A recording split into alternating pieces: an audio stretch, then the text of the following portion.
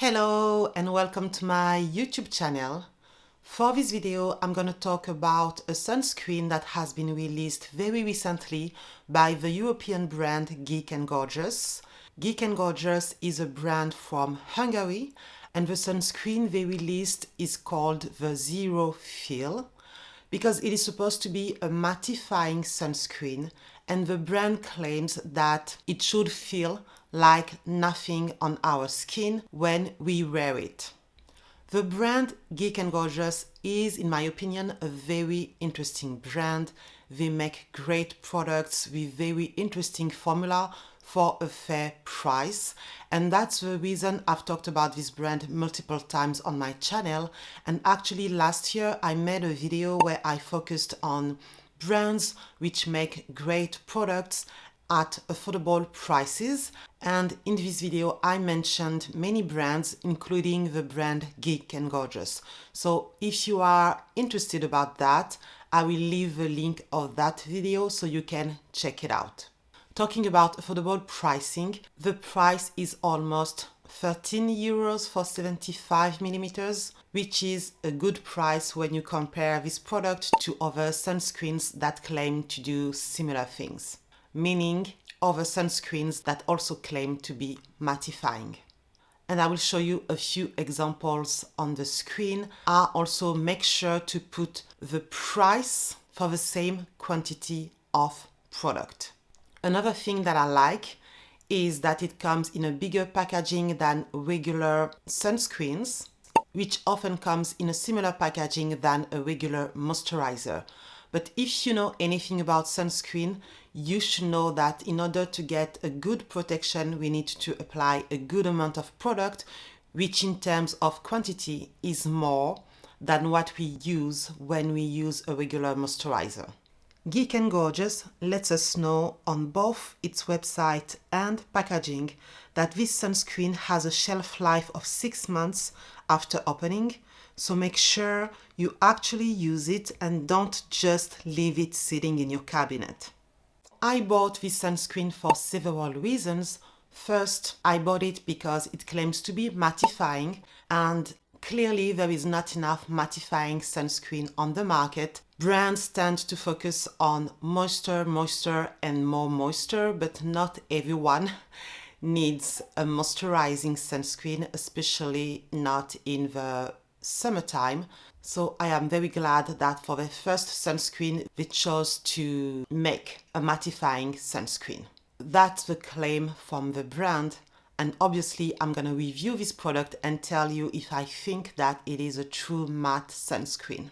Two other reasons that motivated me to buy this product is that this sunscreen does not contain any fragrance and any alcohol. Unfortunately, there are still many sunscreens that contain those ingredients, especially sunscreens that try to be mattifying. So I'm glad that this mattifying sunscreen does not contain those ingredients, which my sensitive skin can't stand. Although this sunscreen is fragrance-free, it still has a noticeable scent, which does not bother me, and actually that scent disappears quite quickly when you apply the sunscreen on your skin. The fourth reason I decided to buy this sunscreen is because they use modern UV filters that you often find in Europe and in Asia, and I like modern filters better than the older ones because they tend to not sting my eyes, they tend to not break me out, and not all of them, but in general, they tend to be fully invisible on dark skin. The fifth reason I bought it is because this sunscreen claims to be fully invisible, and as I said, because they have modern filters, I tend to believe it. The sixth reason I decided to buy this sunscreen is because of the high UV rays protection. Now, most sunscreen nowadays in Europe are sold with a similar SPF 50 protection, which covers UVB protection. But when it comes to the UVA protection, most sunscreen don't give any information on the level of protection. any sunscreen sold in Europe has a UVB and UVA protection, and the UVA must be at least a third of the UVB protection. For instance, a SPF50 sunscreen will have at least 16.7 UVA protection, but it could also be higher. And since brands don't release this exact information, because they don't have to release this exact information, we don't know the exact level of protection, and we can't really compare the UVA level protection between products. The brand Geek and Gorgeous decided to give us this information. For their sunscreen, the UVA protection is at 30, which is higher than the minimum required by European legislation. And I commend them and every brand that release this information. There are not that many brands, but you can still find Korean brands and European brands that give those information. And I'm glad they do it that way. For this product, I can show you different products as a reference, so maybe you can compare better this sunscreen with other sunscreens. Now, let's be clear.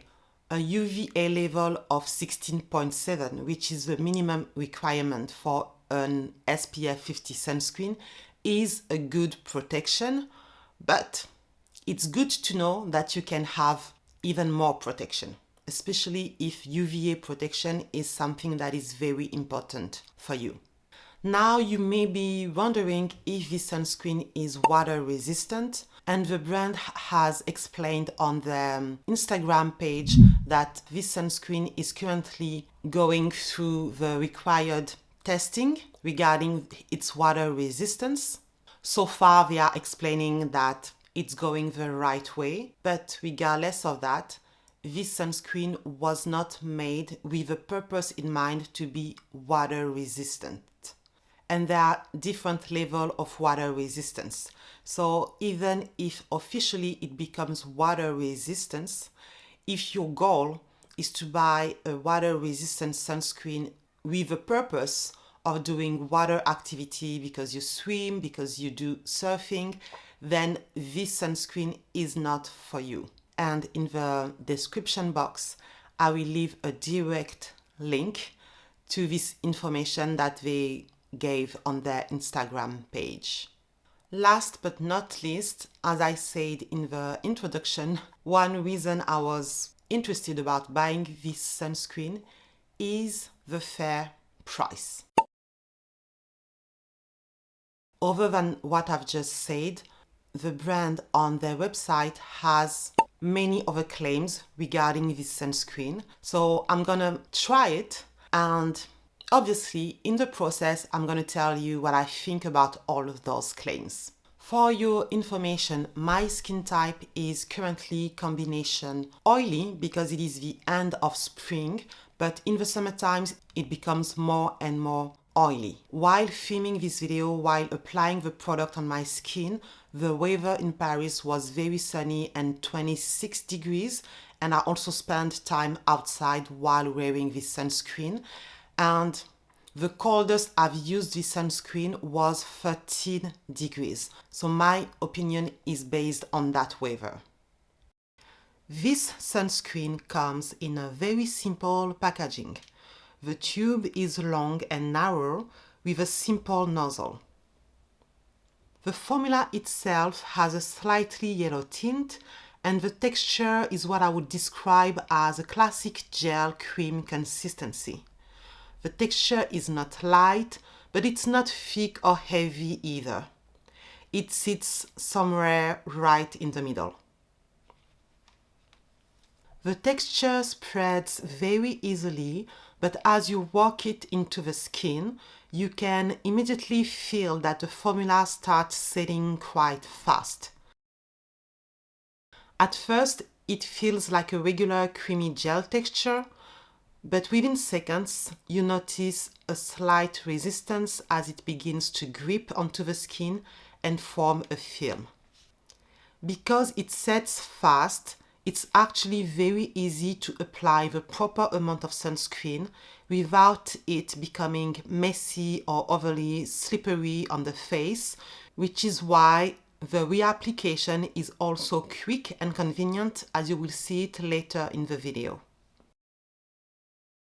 This feeling actually reminds me of another sunscreen from the French brand SVR. It is Sunsecure Fluid Photo Age that I reviewed last year because my experience was very similar in terms of how quickly the formula sets on the skin and how easy it is to apply a generous amount of product.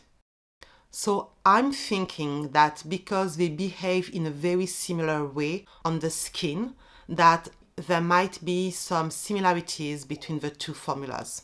I wouldn't be surprised if it is the case. Also, something weird happens as you spread and blend the sunscreen because it feels like the texture changes. It goes from feeling like a gel cream texture to a kind of pasty mousse texture. If you've ever used a mousse foundation, you'll know what I'm talking about. And that feeling is actually similar to another SVR sunscreen that I reviewed in the past on my channel, and I'm talking about the SVR Blur sunscreen, which comes in a kind of mousse and pasty texture. I've worn this sunscreen many times with different skincare products underneath, and I've never experienced any peeling. Once fully applied, the finish looks like a natural satin matte finish on my skin. The skin doesn't look flat or dry, but it also doesn't look shiny or glowy at all. When you touch the skin, there is a slight velvety feel on the fingers. As I usually do with all of my sunscreens, I waited a few minutes for the formula to fully set before gently removing any excess shine from the surface of my skin. But honestly, with this sunscreen, there really wasn't much excess glow to begin with. The finish already looks naturally balanced and softly satin matte. What surprised me is that after lightly wiping my skin, the velvety texture transformed into a more powdery soft finish. It almost looks like I have lightly dusted translucent setting powder over my face. So the finish basically goes from a natural satin matte finish to a matte finish. On my dark brown skin tone, once it reaches that fully matte stage, I notice a slight ashiness. I think you can probably see the difference on camera between before and after I blotted the sunscreen. When you compare the different steps, you can see that I lose my glow as my skin gets more matte and it becomes a tiny bit ashy in the process.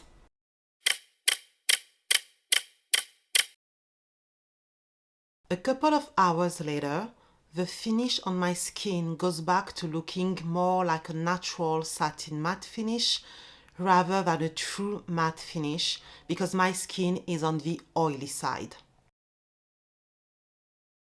Here I reapplied the sunscreen and the experience is pretty much the same. Once I am done reapplying the sunscreen, the finish looks slightly more radiant compared to the initial application, but it's still nowhere near oily or greasy or even glowy. And just like with the first application, once I gently wipe away the slight surface sheen, the finish goes back to looking matte with a slightly ashy look at first, especially right after blotting. But again, that effect doesn't really last on me throughout the day.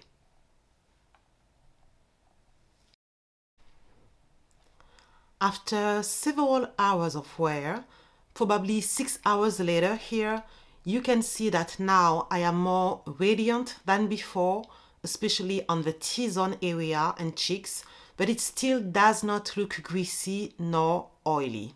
And if I wipe my skin again, it goes back to a matte finish, as if I had dusted some translucent setting powder on my face. Now, let's recap all the claims made by the brand, and I'm gonna quickly go through the claims I agree with based on my experience so far. So yes, I confirm that this sunscreen is fast absorbing. Yes, it does not sting my eyes. Yes, it does not leave a greasy finish, and it never made my skin feel dry. And yes, it never peeled on me, no matter how I used it.